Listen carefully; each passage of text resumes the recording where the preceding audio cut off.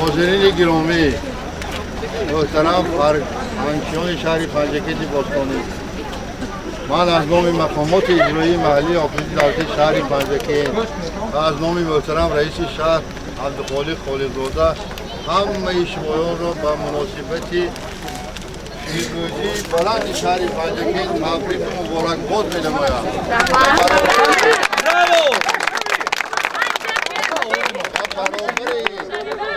برای همه‌تون صحت، سلامتی، تمام خوشی‌های زندگی را آرزو میکنم، چون شما افتخار ما پنجکیتی‌ها هستید. افتخار برای هر یک نفر سلامت و سربلند باشید.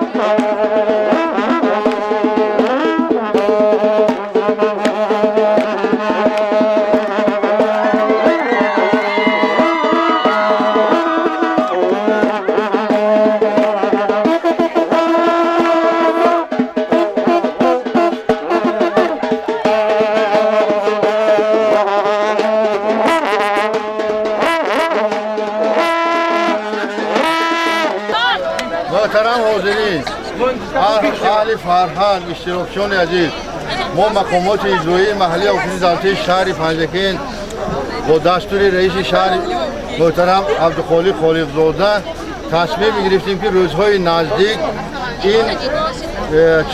این چهاربینی بلند فرهنگی در شهر پنجکیت نمایش به میگذاریم و هر یک فردی که در آنجا اشتراک کرد نظری خاطر میکنیم. سلامت و سربلند.